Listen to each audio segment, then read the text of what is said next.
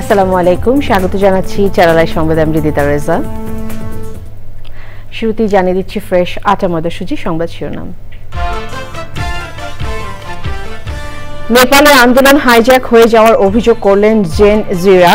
পরবর্তী প্রধানমন্ত্রী হিসেবে রবি লামিচানে ও বরেন্দ্র শাহকে নিয়ে গুঞ্জন। ৩৩ বছর পর আগামীকাল জাকসু নির্বাচনে ভোট গ্রহণ প্রস্তুত জাহাঙ্গীরনগর বিশ্ববিদ্যালয়। অবাধ ও সুষ্ঠু নির্বাচনের প্রত্যাশা। দলমত আদর্শ নির্বিশেষে সবার সাথে কাজ করতে ডাকসুর বিজয়ীদের অঙ্গীকার। নবনির্বাচিতদের কাছে ইশতেহার বাস্তবায়ন চান সাধারণ শিক্ষার্থীরা।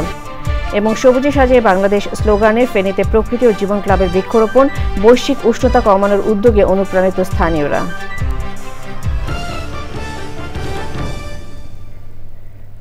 এছাড়াও নিটল ডাটা বিশেষ সংবাদে যা থাকছে।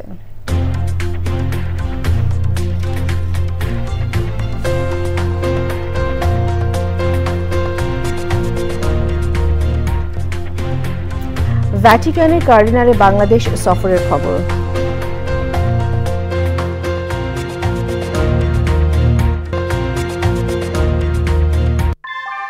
ভূমিকম্প সহনীয় মোস্ট ডিউরেবল দেশের প্রথম থার্মেক্স রড সালাম স্টিল। সালাম স্টিল বোঝে ডিউরেবিলিটি। সালাম স্টিল, মোস্ট ডিউরেবল স্টিল।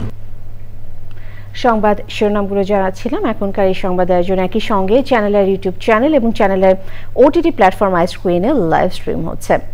নেপালে সরকার পতন ঘটানো আন্দোলন সুবিধাবাদী অনুপ্রবেশকারী ছিনতাই করেছে জেনজি আন্দোলনকারীরা। প্রধানমন্ত্রী সহ গোটা সরকার ব্যবস্থা ধসে পড়ার পর বিশৃঙ্খল দিন পার করে কাঠমান্ডুতে মঙ্গলবার ছিল অনেকটাই শান্ত। নিরাপত্তা ব্যবস্থা নিজেদের নিয়ন্ত্রণে নেওয়ার পর রাস্তায় টহল দিচ্ছে সেনাবাহিনী। পুনরায় চালু হয়েছে কাঠমান্ডু বিমানবন্দর। পরবর্তী সরকার গঠন এবং কে হচ্ছে নেপালের পরবর্তী প্রধানমন্ত্রী তা নিয়ে চলছে গুঞ্জন। ভৌমির সারথীর রিপোর্ট। কয়েক দশকের মধ্যে সবচেয়ে ভয়াবহ সংকটে নেপালের গণতন্ত্র। সরকার পতনের পর নেতৃত্বহীন নেপালের রাস্তায় বিক্ষোভ রূপ নেয় সহিংসতায়। রাজনীতিবিদদের বাড়িতে ভাঙচুর, সরকারি ভবনে অগ্নিসংযোগ এবং সংসদ ভবনে আগুন দেয় বিক্ষোভকারীরা। কিন্তু জেনজি আন্দোলনকারীদের দাবি, একটি সুবিধাবাদী গোষ্ঠী আন্দোলনকে ভিন্ন খাতে প্রবাহিত করতে সহিংসতার আশ্রয় নিয়েছে। আন্দোলনের মূল উদ্দেশ্য ছিল জবাবদিহিতা, স্বচ্ছতা এবং দুর্নীতির অবসান। সেনাবাহিনীও অভিযোগ করেছে বিভিন্ন নৈরাজ্যবাদী গোষ্ঠী বিক্ষোভে অনুপ্রবেশ করে সরকারি ও বেসরকারি সম্পত্তির ক্ষতি করেছে। বুধবার রাজধানী কাঠমান্ডু ছিল তুলনামূলকভাবে শান্ত। কারফিউর কারণে বেশিরভাগ বাসিন্দা বাড়িতেই অবস্থান করেন। শহরের বিভিন্ন অংশে সামরিক চৌকি স্থাপন করে চলে তল্লাশি। প্রধানমন্ত্রী কেপি শর্মা ওলির পদত্যাগের ফলে সৃষ্ট নেতৃত্বের শূন্যতার মধ্যে সেনাবাহিনী এই অস্থিতিশীল পরিস্থিতি নিয়ন্ত্রণের চেষ্টা করছে। সেনাবাহিনী তরুণ বিক্ষোভকারীদের শান্তি আলোচনায় অংশ নেওয়ার আমন্ত্রণ জানিয়েছে। নতুন দাবির তালিকা তৈরি করছেন জেনজিরা। নেপালের ক্ষমতার চাবিকাঠি কার হাতে যাবে তা নিয়ে চলছে জোর আলোচনা। তবে বেশি নাম শোনা যাচ্ছে দুজনের, বলেন্দ্র শাহ এবং রবি লামিসানের। দুর্নীতি মামলায় সাজা পাওয়া রবি লামেসানে দীর্ঘদিন ধরেই যুব সমাজের প্রিয় মুখ। অন্যদিকে কাঠমান্ডুর মেয়র বলেন্দ্র শাহ অভ্যুত্থান পরবর্তী সময়ে নিজেকে সামনে এনেছেন। ভূমি সারথী, চ্যানেল আই। রাত পোহালেই জাহাঙ্গীরনগর বিশ্ববিদ্যালয় ছাত্র সংসদ জাকসু নির্বাচনে ভোট গ্রহণ। ৩৩ বছর পর এই নির্বাচনকে ঘিরে প্রার্থী ও ভোটাররা আশা করছেন একটি সুষ্ঠু নির্বাচনের। ইতোমধ্যে নির্বাচন অনুষ্ঠানের সব প্রস্তুতি সম্পন্ন করেছে কর্তৃপক্ষ। পুলিশের পাশাপাশি বিজিবি মোতায়েন থাকছে ক্যাম্পাস জুড়ে। প্রার্থীরা বলছেন নির্বাচনের দুদিন আগে ডোপ টেস্ট তাদের নানা ঝুঁকিতে ফেলবে। জানাতুল বাকির রিপোর্ট। দেশের প্রথম আবাসিক পাবলিক বিশ্ববিদ্যালয় জাহাঙ্গীরনগর বিশ্ববিদ্যালয়ের ১০ম ছাত্র সংসদ জাকসুর নির্বাচন বৃহস্পতিবার। জাকসু নির্বাচনে জাতীয়তাবাদী ছাত্রদল সমর্থিত প্যানেল, ইসলামী ছাত্র শিবিরের সমর্থিত শিক্ষার্থী জোট, স্বতন্ত্র শিক্ষার্থী সম্মিলন, ছাত্র ইউনিয়ন ও ছাত্র ফ্রন্ট সমর্থিত সংস্থাপক পর্ষদ এবং প্রগতিশীলদের একাংশের সম্প্রীতি ঐক্য প্রার্থীসহ স্বতন্ত্র প্রার্থীরা ২৫টি পদে লড়বেন। সব মিলিয়ে প্রার্থী ১৭৯ জন, ভিপি পদে ১০ ও জিএস পদে লড়বেন ৯ জন। মোট ভোটার ১১,৯৯৯ জন। এর মধ্যে 5,800 জন নারী ভোটার। তাদের স্বতঃস্ফূর্ত ভোট প্রদানের মাধ্যমে তাদের নেতৃত্ব নির্বাচিত করবেন। সম্প্রীতিরক্ষ প্যানেলের প্রার্থীদের দাবি, অমর্ত্যের প্রার্থিতা বাতিল ঠিক হয়নি। একইভাবে প্রার্থী মনোনয়ন চূড়ান্ত করার পরে ডোপ টেস্টের বিষয়ে প্রার্থীরা নানাভাবে হয়রানির আশঙ্কা করছেন। এই নির্বাচন কমিশন আসলে চূড়ান্ত রূপে ব্যর্থতার পরিচয় দিয়েছে, যে আচরণ বিধি লঙ্ঘন হচ্ছে অহরহ। আমরা শঙ্কিত, কারণ আমরা দেখেছি গত 2 দিন যাবৎ যে বিভিন্ন পলিটিক্যাল পার্টির নেতৃবৃন্দ রাতে গাড়ি নিয়ে ক্যাম্পাসে প্রবেশ করছে। টেস্টের স্যাম্পল দিয়েছি, আমি কিন্তু এখন আমার ফলাফলটা জানি না। এই প্যাথোলজি রিপোর্টটি ভুল এসেছে এবং আসলে কি যে রেজাল্টটি এসেছে এটা নিয়ে আমি সন্তুষ্ট না। বহিরাগত ও ছাত্রত্ব নেই তাদের বিশ্ববিদ্যালয়ে অবস্থানের বিষয়ে প্রক্টরকে অবহিত করে সমন্বিত শিক্ষার্থী প্যানেলের প্রার্থীরা। প্রাক্তন শিক্ষার্থীরা ক্যাম্পাসে এখনও অনুপ্রবেশ করছেন বা তারা এখন অবস্থান করছেন, এটি আসলে নির্বাচনের সার্বিক আচরণবিধিরও লঙ্ঘন। জাকসু নির্বাচন কমিশন বলছে 21টি কেন্দ্রের বুথ থাকবে 224টি। প্রত্যাশা করি আগামীকাল যে নির্বাচন হবে এটা নিরাপত্তা বলয়ের মধ্য দিয়ে কোনো ধরনের ভয়ভীতি ছাড়া সুষ্ঠু ভোট গ্রহণের জন্য ক্যাম্পাস জুড়ে কড়া নিরাপত্তা ব্যবস্থা নেওয়া হয়েছে। নিরাপত্তা নিশ্চিত করার জন্য ইতিমধ্যেই আমরা বিজিবি এবং ব্যাটালিয়ন আনসার সদস্য মোতায়েনের জন্য আমরা অনুরোধ করেছি। জাহাঙ্গীরনগর বিশ্ববিদ্যালয়ের ছাত্র সংসদে নির্বাচন হয়েছিল 1992 সালে। 33 বছর পর আবারও নির্বাচন হতে যাচ্ছে। এত বছর পর নির্বাচন ঘিরে শিক্ষার্থীদের মধ্যে উদ্দীপনা, আগ্রহ দুই রয়েছে। শিক্ষার্থীরা মনে করছে ছাত্র সংসদে প্রতিনিধিত্বকারীরা শিক্ষার্থীদের অধিকার এবং তাদেরই কথা বলবে। জাহাঙ্গীরনগর বিশ্ববিদ্যালয় থেকে জান্নাতুল বাকিয়া কেকা, চ্যানেল আই। ঢাকা বিশ্ববিদ্যালয় কেন্দ্রীয় ছাত্র সংসদ ডাকসু নির্বাচনে বিজয়ীরা বলেছেন দল মত আদর্শ নির্বিশেষে সবার সাথে কাজ করবেন তারা। আর নবনির্বাচিতদের কাছে সাধারণ শিক্ষার্থীরা চান ইশতেহারের বাস্তবায়ন। একই সাথে সব দল মতের সম অধিকার সহ নিরাপদ ও শিক্ষা বান্ধব ক্যাম্পাসও চাওয়া তাদের। সাধারণ শিক্ষার্থীরা মনে করেন আগের সংস্কৃতিতে ফিরে যাওয়া ও শিক্ষার্থীদের চাওয়াকে ধারণ করতে না পারায় নির্বাচনে অন্য প্রার্থীদের পরাজয়ের মূল কারণ। তাফিমুল ইসলামের রিপোর্ট। ঢাকা বিশ্ববিদ্যালয় কেন্দ্রীয় ছাত্র সংসদ ডাকসু নির্বাচনে ইসলামী ছাত্র শিবির সমর্থিত ঐক্যবদ্ধ শিক্ষার্থী জোট প্যানেল 28টি পদের 23টিতেই বিজয়ী হয়েছে। এ বিজয় বিশ্ববিদ্যালয়ের সব শিক্ষার্থীদের বিজয় হিসেবে দেখছে ঐক্যবদ্ধ শিক্ষার্থী জোট। একজন বিশ্ববিদ্যালয় শিক্ষার্থী প্রথম বর্ষ থেকে তার চমৎকার একাডেমিক এনভায়রনমেন্ট এখানে পাবে, গবেষণার পরিবেশ থাকবে, তার আবাসন নিয়ে ভাবতে হবে না। সবকিছু ভুলে যায় ঢাকা বিশ্ববিদ্যালয়ের সকল শিক্ষার্থীকে ধারণ করে, সকল শিক্ষার্থীর ভাই হয়ে কিংবা সকল শিক্ষার্থীর প্রতিনিধি হয়ে, সকল শিক্ষার্থীর সহযোদ্ধা হয়ে আমরা তাদের ভয়েসগুলো রেজ করতে চাই। শিক্ষার্থীদের কাছে নিরাপদ ক্যাম্পাস, আবাসন সংকট সমাধান, নারী শিক্ষার্থীদের নিরাপত্তা, চিকিৎসা সুবিধা ও স্বাস্থ্যসম্মত খাবার, উন্নত পরিবহন, ক্যারিয়ার গঠনে পর্যাপ্ত তথ্য ও সেবার প্রতিশ্রুতি দিয়েছিল ছাত্র শিবির সমর্থিত বিজয়ী এই প্যানেল। সাধারণ শিক্ষার্থীরা এসব প্রতিশ্রুতির বাস্তবায়ন দেখতে চান। ওনারা যাতে ওনাদের যে ইশতেহার সেগুলো বাস্তবায়নের সর্বোচ্চ চেষ্টা করেন। আমরা যে দাবি করি যে আমরা দেশ সেরা ঢাকা বিশ্ববিদ্যালয়, সেটা আসলে মাঝে মাঝে বলতে লজ্জা লাগে। সো এই লজ্জাজনক বিষয়টা যেন আর আমাদের মাঝে কাজ না করে। তাদেরকে ম্যান্ডেট দিয়েছি তারা আমাদের জন্য কাজ করবে। যে হ্যাঁ, মেয়েদেরকেও ওইরকম ফ্যাসিলিটি করে দেওয়া ক্যাম্পাসে, এটাই। ঢাকা বিশ্ববিদ্যালয়ের সাধারণ শিক্ষার্থীদের প্রত্যাশা ধারণ করতে না পারায় অন্য সব প্রার্থী বিজয়ী হতে পারেননি জানালেন শিক্ষার্থীরা। হেরে যাওয়ার পূর্ণ কারণ হচ্ছে অবশ্যই তাদের আচরণগত কারণ এবং তাদের হলে কিভাবে অবস্থান নিয়েছে সেই কারণ। ছাত্রদল পুরো ছাত্রলীগ স্টাইলেই, পুরনো স্টাইলেই রাজনীতি করে। আর আমার মনে হয় সাধারণ স্টুডেন্টরা এটা চায় না। যেমন ওরা ভয়ে আছে যে ছাত্রদল আসলে আবার পুরো ক্যাম্পাস দখল করে নেবে, ছাত্রলীগের মতো গণরুম, গেস্ট রুম ফিরে আসতে পারে। এটাই আমার কাছে বড় কারণ মনে হয়েছে, যে এই কারণেই বোধহয় তাদেরকে পছন্দ করেনি। কিছু অভিযোগ থাকলেও ঢাকা বিশ্ববিদ্যালয়ের কেন্দ্রীয় ছাত্র সংসদ নির্বাচন সুষ্ঠু হয়েছে মন্তব্য করে সাধারণ শিক্ষার্থীরা বলছেন বিশ্ববিদ্যালয় ও শিক্ষার্থীদের স্বার্থে সব দলকে এক হয়ে কাজ করতে হবে। তাফিমুল ইসলাম, চ্যানেল আই, ঢাকা। ঢাকা বিশ্ববিদ্যালয় কেন্দ্রীয় ছাত্র সংসদ ডাকসু ও হল সংসদ নির্বাচনে নিরঙ্কুশ বিজয় অর্জন করায় বাংলাদেশ ইসলামী ছাত্র শিবির সহ সংশ্লিষ্ট সবাইকে অভিনন্দন ও শুভেচ্ছা জানিয়েছেন বাংলাদেশ জামায়াতে ইসলামীর আমির ডাক্তার শফিকুর রহমান। গণমাধ্যমে দেওয়া এক বিবৃতিতে তিনি বলেন, দেশের সর্বোচ্চ বিদ্যাপীঠ ঢাকা বিশ্ববিদ্যালয়ে শান্তিপূর্ণ ও উৎসবমুখর পরিবেশে ছাত্র সমাজ তাদের প্রতিনিধি নির্বাচন করতে পেরেছে। জাতির এই গুরুত্বপূর্ণ সময় নিরপেক্ষ, গ্রহণযোগ্য ও শান্তিপূর্ণ পরিবেশে নির্বাচন পরিচালনা করায় তিনি অন্তর্বর্তী সরকার, বিশ্ববিদ্যালয় কর্তৃপক্ষ, আইন শৃঙ্খলা রক্ষাকারী বাহিনী ও সাংবাদিক সহ নির্বাচনের সাথে সম্পৃক্ত সবাইকে শুভেচ্ছা জানান। এই সময় নির্বাচিতরা দলীয় পরিচয়ের ঊর্ধ্বে উঠে ছাত্র সমাজের প্রতিনিধি হিসেবে দায়িত্ব পালন করবেন বলেও আশা করেন জামায়াত আমির। ডাকসু নির্বাচনে বিজয়ীদের অভিনন্দন জানিয়েছেন বিএনপির স্থায়ী কমিটির সদস্য সালাউদ্দিন আহমেদ। বিএনপির ৪৭তম প্রতিষ্ঠাবার্ষিকী উপলক্ষে রাজধানীতে মহিলা দলের আলোচনায় তিনি বলেন, যদিও কিছু বিচ্যুতি হয়েছে তবু বিজয়ীদের অভিনন্দন। সালাউদ্দিন আহমেদ আরও বলেন, ২০২৪-এর পর রাজনৈতিক সংস্কৃতির নতুন যে যাত্রা শুরু হয়েছে তা অব্যাহত রাখতে হবে। সহনশীলতা ও সহমর্মিতার রাজনীতির চর্চা বজায় রাখার আহ্বান জানিয়ে জাতীয় রাজনীতিতে ডাকসুর খুব বেশি প্রভাব নেই বলেও মনে করেন বিএনপির এই নেতা।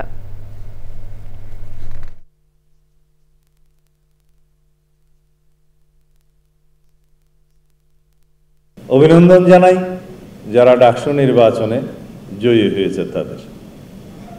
এটাই গণতন্ত্রের রীতি। কিছু ত্রুটি বিচ্যুতি নির্বাচনে হয়েছিল, যেহেতু যাত্রা অনেক বছর পরে হয়েছে, কিন্তু ত্রুটি বিচ্যুতি ছিল। কিন্তু পত্রিকায় দুই একটি পত্রিকায় দেখলাম যে ছাত্র শিবিরের প্যানেল জয়ী হয়েছে। তা আমি আপনাদের সামনে বলতে চাই, সাংবাদিক বন্ধুদের উদ্দেশ্যে বলতে চাই, আমার জানা মতে বাংলাদেশ ইসলামী ছাত্র শিবির ডাকসু নির্বাচনে অংশগ্রহণ করেনি। এই নামে এই ব্যানারে কোনো প্যানেল প্রদান করা হয়েছে কি? না। তো পত্রিকা বিভিন্ন মিডিয়াতে এইভাবে আসছে কেন? প্রশ্ন সেখানে। আমরা বাংলাদেশ জাতীয়তাবাদী ছাত্র দল ব্যানারে দলীয় নামে ঘোষণা দিয়ে আমরা নির্বাচনে অংশগ্রহণ করেছি, আমাদের ছাত্র অংশগ্রহণ করেছে। বিমানবন্দর না খোলা পর্যন্ত নেপালে আটকে পড়া বাংলাদেশিদের অপেক্ষা করতে হবে বলে জানিয়েছেন পররাষ্ট্র উপদেষ্টা তৌহিদ হোসেন। তবে এতে আশঙ্কার কিছু নেই বলেও মনে করেন তিনি বলেন, যেহেতু ভারতের ভিসা নেই তাই অপেক্ষা ছাড়া উপায় নেই। যদিও বাংলাদেশিদের নিয়ে নেপালিদের ভালো ধারণা থাকায় কোনো শঙ্কা নেই জানান উপদেষ্টা। যতক্ষণ না খুলতেছে ততক্ষণ তো আসলে কিছু করা যাবে না, কারণ এমন না যে ভারতের ভিতর দিয়ে আনা যাবে, কারণ তাদের তো ভারতের ভিসা নাই। আমাদের প্রতি কোনো ধরনের কোনো নেপালিদের কোনো খারাপ ফিলিং নাই, কাজে আমি মনে করি না যে কোনো ক্রাইসিস হবে। আমাদের এমবাসি কন্টিনিউয়াস ইন টাচ আছে এবং আমরা আশা করি যে তাদের যুদ্ধবিরতি হবে। যুদ্ধবিরতি হলে তখন ইউএন নিশ্চয়ই কোনো একটা রোল নেবে। সেখানে আমরা তো যে কোনোখানে যদি একটা আমাদের যে অভিজ্ঞতা আছে পিস কিপিংয়ে, যদি কোনো ধরনের পিস কিপিং অপারেশন ওখানে হয়, আমরা তো সেখানে অবশ্যই ট্রুপস কন্ট্রিবিউট করতে চাইবই।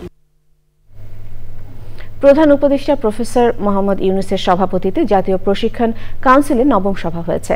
সভায় ক্যাডার কর্মকর্তাদের বুনিয়াদী প্রশিক্ষণের মেয়াদ 6 মাসের পরিবর্তে 4 মাস নির্ধারণ করা হয়েছে। এই মেয়াদের মধ্যে 3 মাস প্রশিক্ষণ প্রতিষ্ঠানে এবং 1 মাস মাঠ পর্যায়ে ওরিয়েন্টেশন এবং গ্রাম সংযুক্তি অন্তর্ভুক্তি থাকবে। পাশাপাশি কর্মকর্তাদের মাস্টার্স ও পিএইচডি কোর্সে ভর্তির ক্ষেত্রে সর্বোচ্চ বয়সসীমা 45 বছর থেকে বাড়িয়ে 47 বছর করা হয়েছে। সভায় প্রধান উপদেষ্টা বলেন, সরকারি যত প্রশিক্ষণ কেন্দ্র আছে সেগুলোর উপর মূল্যায়ন করতে হবে। কি ধরনের প্রশিক্ষণ দেওয়া হচ্ছে, প্রশিক্ষণের ধরন, মান ইত্যাদির মানদণ্ড নির্ধারণ করে ক্যাটাগরি ভিত্তিক প্রতিটি প্রশিক্ষণ কেন্দ্রকে র্যাঙ্কিং করতে হবে এবং নিয়মিত পর্যবেক্ষণ করতে হবে। সভায় 4 উপদেষ্টা ছাড়াও ঢাকা বিশ্ববিদ্যালয়ের উপাচার্য ও জনপ্রশাসন মন্ত্রণালয়ের সিনিয়র সচিব উপস্থিত ছিলেন। সভায় অর্থ উপদেষ্টা ডক্টর সালাউদ্দিন আহমেদকে সভাপতি নির্ধারণ করে একটি নির্বাহী কমিটি গঠন করা হয়েছে। জুলাই আগস্টে সংঘটিত মানবতা বিরোধী অপরাধের মামলায় সাবেক প্রধানমন্ত্রী শেখ হাসিনা ও সাবেক স্বরাষ্ট্রমন্ত্রী আসাদুজ্জামান খান কামাল সহ 3 জনের বিরুদ্ধে আগামী সোমবার প্রসিকিউশনে সাক্ষ্য দেবেন আমার দেশ পত্রিকার সম্পাদক মাহমুদুর রহমান এবং এনসিপির আহ্বায়ক নাহিদ ইসলাম। তারা 2009 থেকে 2024 সালের আগস্ট পর্যন্ত সারা দেশে চলা নিপীড়নের বর্ণনা দেবেন বলে জানিয়েছেন প্রসিকিউশন। চলতি মাসেই সাক্ষ্য গ্রহণ শেষ হওয়ার কথা জানিয়ে তারা বলেন, এ পর্যন্ত পাওয়া সাক্ষ্য থেকে শেখ হাসিনার অপরাধ প্রমাণ করতে সক্ষম হয়েছে। মাজুল হক মানার রিপোর্ট। জুলাই আগস্টে সংঘটিত মানবতাবিরোধী অপরাধের মামলায় সাবেক প্রধানমন্ত্রী শেখ হাসিনা ও সাবেক স্বরাষ্ট্রমন্ত্রী আসাদুজ্জামান খান কামাল সহ 3 জনের বিরুদ্ধে 15তম দিনের সাক্ষ্য গ্রহণ হয়নি। সাক্ষী উপস্থিত না হওয়ায় প্রসিকিউশনের আবেদনের পরিপ্রেক্ষিতে আগামী সোমবার সাক্ষ্য গ্রহণের দিন ঠিক করেন ট্রাইব্যুনাল 1। যদিও সকালে হাজির করা হয় আসামি থেকে রাজসাক্ষী হওয়া সাবেক আইজিপি চৌধুরী আব্দুল্লাহ আল মামুনকে।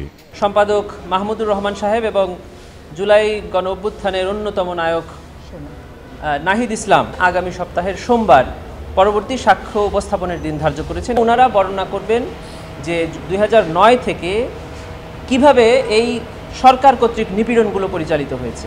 এই মামলায় এখন পর্যন্ত শহীদ পরিবার, আহত চিকিৎসক, প্রত্যক্ষদর্শী সহ মোট 45 জন সাক্ষ্য দিয়েছেন। শেখ হাসিনা সহ 3 আসামির অপরাধ প্রমাণের বিষয়ে ব্যাখ্যা দেয় প্রসিকিউশন। এই পর্যন্ত যে 45 জন সাক্ষী ট্রাইব্যুনালে উপস্থাপিত হয়েছে বা যে কয়জন সাক্ষী আমরা সামনে আরও দেওয়ার জন্য প্রস্তুত আছি, এর মাধ্যমে ট্রাইব্যুনালে শেখ হাসিনা সহ যে আসামিরা আছে প্রত্যেকের বিরুদ্ধে ক্রাইমস এগেইনস্ট হিউম্যানিটি প্রমাণিত হয়েছে। প্রসিকিউশন এই মাসের মধ্যেই সাক্ষী সমাপ্ত করার জন্য প্রস্তুত আছে। যশোরে 2016 সালে 2 শিবির নেতাকে গুলি করার ঘটনায় কনস্টেবল সাজ্জাদুর রহমান সহ 2 পুলিশ সদস্যকে গ্রেপ্তার দেখিয়ে কারাগারে পাঠানোর নির্দেশ দিয়েছেন ট্রাইব্যুনাল 1। মাছড়ক মান্না, চ্যানেল আই, ঢাকা। সবুজ দেশ গড়ার প্রত্যয়, সবুজে সাজাই বাংলাদেশ স্লোগানে ফেনীতে শহর সহ প্রত্যন্ত অঞ্চলেও বৃক্ষরোপণ করেছে প্রকৃতি ও জীবন ক্লাব। পরিবেশ ও প্রতিবেশীর উন্নয়নের অভিযাত্রায় সহায়তা করছে মোবাইল নেটওয়ার্ক অপারেটর বাংলালিংক। এমন উদ্যোগে জলবায়ু অভিঘাত মোকাবেলা, প্রাকৃতিক দুর্যোগ ও বৈশ্বিক উষ্ণতা কমাতে বৃক্ষরোপণে অনুপ্রাণিত হচ্ছেন স্থানীয়রা। সংবাদদাতার তথ্য, ভিডিওচিত্রে আফরোজা হাসির রিপোর্ট। বৈশ্বিক উষ্ণতা আর ক্রমবর্ধমান প্রাকৃতিক দুর্যোগে বিপর্যস্ত প্রাণ প্রকৃতিকে রক্ষায় কার্বন নিঃসরণ কমানোর পাশাপাশি প্রয়োজন ব্যাপক সবুজায়ন। এজন্য মুহুরী ও সিলোনিয়া নদী বিধৌত ফেনীতেও প্রকৃতি ও জীবন ক্লাবের বৃক্ষায়ন। সবুজে সাজাই বাংলাদেশ এই প্রতিপাদ্যে ফেনী জেলায় বৃক্ষরোপণ কর্মসূচি পালন করেছে প্রকৃতি জীবন ক্লাব। এই গাছের যে কত রকমের উপকারিতা তার একটি হচ্ছে গিয়ে, আমরা যদি হাইওয়েতে অথবা রাস্তার ধারে এই গাছকে রোপণ করি তাহলে প্রায় 50% শব্দ দূষণ কমে যায়। এত ধরনের উপকারিতা যেই গাছ আমাদের দিচ্ছে, সেই গাছ আমরা যত বেশি লাগাবো তত বেশি উপকৃত হব। আসুন আমরা সারা বাংলাদেশটাকে সবুজে ছেয়ে ফেলি। বাংলালিংকের সহায়তায় সবুজ উৎসবে পরিবেশ সুরক্ষার প্রত্যয় উচ্ছ্বসিত শিক্ষার্থীদের। আমি আজকে একটি গাছ পেয়েছি এবং আমার কাছে অনেক ভালো লাগছে। গাছ আমাদের অক্সিজেন দেয় এবং এই গাছ আমাদের পরিবেশ রক্ষা করে। আমাদের বাড়ি গিয়ে এটা রোপণ করব। গাছ আমাদের পরমূল্য, গাছ পরিবেশের ভারসাম্য রক্ষা করে। আমরা এই গাছ পেয়ে আনন্দিত। বাংলাদেশের পরিবেশ রক্ষায় আমরা কিভাবে কাজ করতে পারি, যার অন্যতম জিনিস হচ্ছে গাছ লাগানো। বনজি, ঔষধি, ফলজি গাছগুলো যাতে আমাদের ভবিষ্যতে কাজে পৌঁছে, এই জন্য সবাই সংরক্ষণ করে। পরিবেশের ভারসাম্য রক্ষার উদ্যোগের প্রশংসায় বিশিষ্টজনরা। প্রকৃতি যেটা ভারসাম্য রক্ষা হয় সেইভাবে এই আয়োজন করা হয়েছে। পরিবেশ উত্তপ্ত হয়ে গেছে, এখন এই প্রেক্ষিতে আমাদের অনেক চারা গাছ লাগানো দরকার পরিবেশের ভারসাম্য রক্ষার জন্য। এটি আসলে খুবই প্রশংসনীয় উদ্যোগ। এটি আসলে অন্যান্য বিভিন্ন প্রতিষ্ঠানও এটি অনুকরণ করতে পারে। এটি পুরো ফেনী তথা সারা বাংলাদেশের জন্য এটি খুবই উপকারী। সবুজায়নের অভিযাত্রা ত্বরান্বিত করতে সবাইকে এগিয়ে আসার আহ্বান পরিবেশ প্রেমীদের। আফরোজা হাসি, চ্যানেল আই। শহরাঞ্চলের শিশু কিশোরদের মাঝে কৃষি অনুশীলনের বার্তা পৌঁছে দিতে হৃদয়, মাটি ও মানুষের বিশেষ আয়োজন ছোটদের কৃষিতে এবার থাকছেন আদমজী ক্যান্টনমেন্ট স্কুল অ্যান্ড কলেজের 9ম শ্রেণীর ছাত্র মারশাদ ইনশিরা মাসুদ। বর্তমান সময়ে শিশু কিশোরদের ফসল উৎপাদনের মৌলিক আনন্দ ও মাটির কাছাকাছি রাখতে কৃষি চর্চার সঙ্গে যুক্ত থাকা জরুরি বলে মনে করেন এই ক্ষুদে কৃষক। শাইখ সিরাজের রিপোর্ট। বারিধারা ডিওএইচএস এলাকায় এই বাসার ছাদের পানির ট্যাঙ্কিটির উপরে ছোট্ট অংশটি ক্ষুদে কৃষক মারসাদের কৃষি চর্চার জায়গা। পড়াশোনার বাইরে অবসর সময়টুকুকে অর্থবোধক করতে, কৃষি ও প্রকৃতির কাছাকাছি থাকতে এই ছোট্ট অঙ্গনটি সে সাজিয়ে তুলেছে ফল ফসলে। প্রথমে 2-3টা ফল গাছ, শাক গাছ এটা দিয়ে শুরু করলাম এবং আস্তে আস্তে বাড়তে এখন 5 বছর আলহামদুলিল্লাহ আমার ছাদ বাগানটা মোটামুটি অনেক ভালোই হয়ে গেছে। আপনি পিছিয়ে দেখতে পারবেন একটা আমড়া গাছ আছে, ওইটা আসলে ওয়ান অফ মাই ফার্স্ট গাছ ছিল আর কি। এই ছাদ কৃষি মারসাদের ব্যবহারিক শিক্ষারও একটি বড় ক্ষেত্র। সন্তানদের কৃষির প্রতি অনুরাগ অভিভাবকের জন্য বেশ স্বস্তিকর আর আনন্দের। কারণ বাসায় বসে থাকলে সবাই সোশ্যাল মিডিয়া চলে যায়, বাচ্চারা মোবাইল, ল্যাপটপ সব ইনভলভ হয়ে যায় এবং এতে তো ক্ষতি হয় বাচ্চাদের। তোর বাবা যখন একটু কাজ শুরু করলো, ও ইন্টারেস্ট দেখাচ্ছে, তা আমি ওকে একটু পুশ করতাম। তো পরে আস্তে আস্তে মজা পাওয়া শুরু করছে, কারণ গাছে ফল হচ্ছে, সে ওটা পাড়তেছে, খাচ্ছে, এটাই তার কাছে মজা লাগা শুরু হলো। এরপর থেকে কিন্তু ওকে আমার কখনো পুশ জোর করে পাঠাইতে হয়। আমাদের বায়োলজি বইয়ে, তারপর বলেন বিজিএস বইয়ে এখানে হচ্ছে লেখা আছে যে কৃষির কত মূল্য এবং বাংলাদেশে একটা কৃষি প্রধান দেশ, এটা এখানে উল্লেখ করা হয়েছে। সো মোটামুটি আসলে বই থেকে পড়ে অনেকে ইন্সপায়ার হতে পারবে। নতুন প্রজন্মকে কৃষি চর্চা তথা খাদ্য উৎপাদন ব্যবস্থাপনার সঙ্গে পরিচয় করিয়ে দেওয়ার মাধ্যমে আগামীকে সমৃদ্ধ করার প্রয়াস নিতে হবে আমাদের সবাইকে। নগরের শিশু কিশোররা যখন ঝুঁকছে গ্যাজেট আর বিভিন্ন প্রযুক্তির মোহে, তখন ঢাকার বারিধারা ডিওএইচএসের মারশাদ তার নিজের জগতে করে নিয়েছে কৃষির অবস্থান। মাটির মানুষের সান্নিধ্যে এসে সে ফিরে পেয়েছে নতুন একটা পৃথিবী। দেশের শিশু কিশোররা যদি এই বয়স থেকেই প্রকৃতির সাথে এভাবে যুক্ত হতে থাকে, গাছগাছালির সাথে যুক্ত হতে পারে, তাহলে নতুন একটা বাংলাদেশ তারা করতে পারবে। ঢাকার বাড়িধারা ডিওএইচএস থেকে শাহিদ সিরাজ, চ্যানেল আই। এ নিয়ে বিস্তারিত দেখবেন আগামীকাল হৃদয় মাটি ও মানুষের ডাক অনুষ্ঠানে ছোটদের কৃষি পর্বে। এশিয়া কাপ টি20 ক্রিকেট।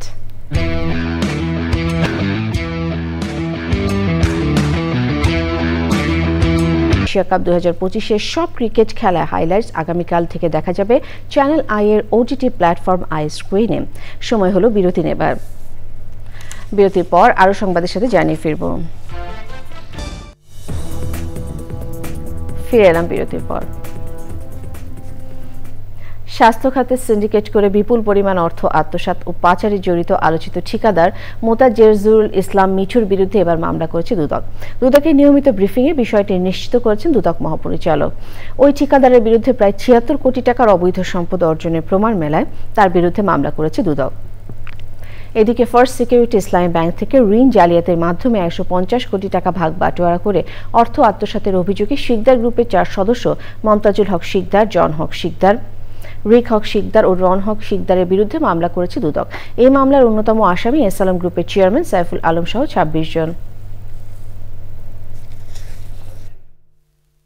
অভিযোগ সংশ্লিষ্ট জনাব মোহাম্মদ মোতাজেরুল ইসলাম মিঠু, যাকে আপনারা স্বাস্থ্যের মিঠু বলে জানেন, প্রোপ্রাইটার, টেকনোক্রেট কর্তৃক অসাধু উপায়ে জ্ঞাত আয়ের উৎসের সাথে অসঙ্গতিপূর্ণ ৭৫ কোটি ৮০ লক্ষ টাকারও বেশি মূল্যের স্থাবর অস্থাবর সম্পদ অর্জন এবং বুক দখলে রাখার অপরাধ অনুসন্ধানকালে প্রমাণিত হয়েছে।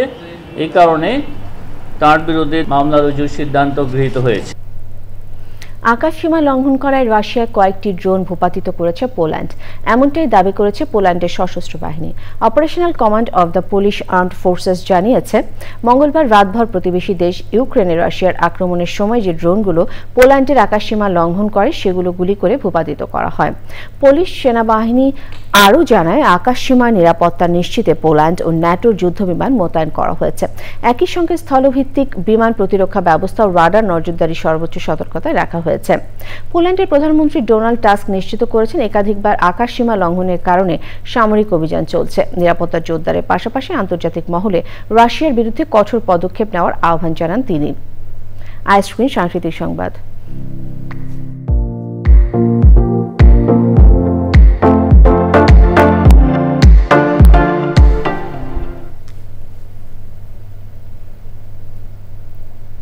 জনপ্রিয় সিরিজ ব্যাচেলার পয়েন্টের সিজন 5-এ ফিরছেন জনপ্রিয় চরিত্র নেহাল। তৃতীয় ও চতুর্থ সিজনে না থাকলেও সিরিজের পঞ্চম কিস্তিতে নেহাল চরিত্রে আবারও ফিরছেন অভিনেতা তৌসিফ মাহবুব। সম্প্রতি সংবাদ সম্মেলনে ঘোষণা দেন ব্যাচেলার পয়েন্ট নির্মাতা কাজল আরফিন অমি। বর্তমানে সপ্তাহে প্রতি বৃহস্পতিবার ও শুক্রবার রাতে বুম ফিল্মের ইউটিউব এবং পরে চ্যানেল আইতে প্রচার হচ্ছে ব্যাচেলার পয়েন্ট সিজন 5।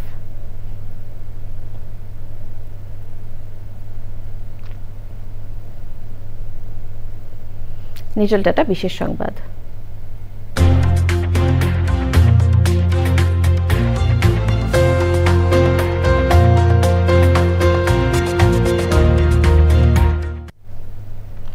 ভ্যাটিকানে অন্তধর্মীয় সংলাপ বিভাগের প্রধান কার্ডিনাল জর্জ জ্যাকব কুভালকাভ বলেছেন, তার বাংলাদেশ সফরের উদ্দেশ্য হল সমাজে শান্তি ও পারস্পরিক বোঝাপড়া তৈরিতে বিভিন্ন ধর্মের প্রতিনিধিদের সঙ্গে কথা বলা। 6 দিনের সফর শেষে ফিরে যাওয়ার আগে সংবাদ সম্মেলনে কার্ডিনাল কুভাডভ বলেন, তার সফরের কোনো রাজনৈতিক উদ্দেশ্য নেই।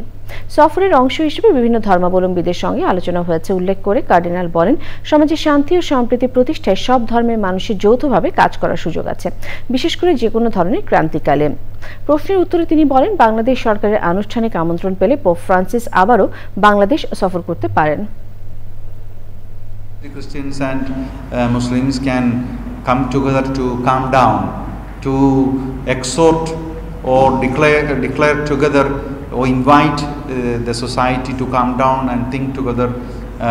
Especially we have to help each other to find non-violent solutions for problems. The collaboration also very important when there is a crisis, when there is a problem. Pubali bank বাণিজ্য সংবাদ।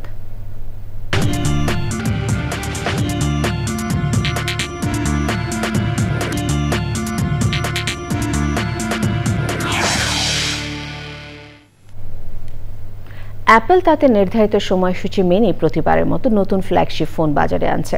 আনুষ্ঠানিকভাবে আইফোন 17 বাজারে আসছে 12 সেপ্টেম্বর শুক্রবার। আধুনিক প্রযুক্তি, নতুন design ও উন্নত ফিচার যুক্ত করা হয়েছে আইফোন 17 সিরিজে। সিরিজটিতে থাকছে আইফোন 17, 17 ইয়ার, 17 প্রো এবং 17 প্রো ম্যাক্স মডেল। আইফোন 17 ইয়ার এই সিরিজের সবচেয়ে পাতলা এবং হালকা আইফোন, যা আগের প্লাস মডেলের বিকল্প হিসেবে এসেছে। 17 এর সব মডেলের ডিসপ্লে আরও উজ্জ্বল ও শক্তিশালী, ব্যাটারি লাইফ দীর্ঘস্থায়ী এবং ক্যামেরায় এসেছে বিশেষ উন্নতি। প্রো মডেলগুলোতে যুক্ত হয়েছে পরবর্তী প্রজন্মের প্রসেসর, যা কৃত্রিম বুদ্ধিমত্তা বা এআই নির্ভর কাজগুলো দ্রুত সম্পন্ন করতে সক্ষম। ছবির মান ও ভিডিও রেকর্ডিং এ নতুন লেন্স ছাড়াও ডিভাইসগুলোতে রয়েছে উন্নত নিরাপত্তা ব্যবস্থা এবং শক্তিশালী অপারেটিং সিস্টেম। আইফোন 17 সিরিজ শুধু কর্মক্ষমতার দিক থেকেই নয়, নকশা ও টেকসই ব্যবহারের ক্ষেত্রেও ভোক্তাদের আকর্ষণ করবে। আবারও বিরতি নিচ্ছি, ফিরে এসে যা দেখবেন। ফিরে এলাম বিরতির পর। খেলার খবর।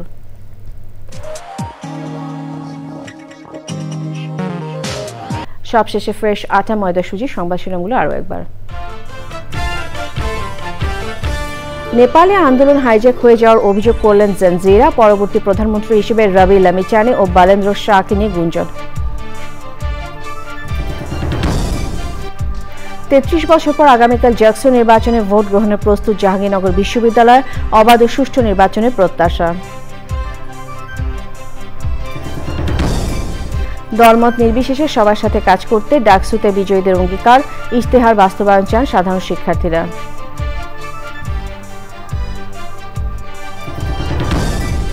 এবং সবুজে সাজিয়ে বাংলাদেশ স্লোগানে ফেনীতে প্রকৃতি ও জীবন ক্লাবের বৃক্ষরোপণ। বৈশ্বিক উষ্ণতা কমানোর উদ্যোগে অনুপ্রাণিত স্থানীয়রা।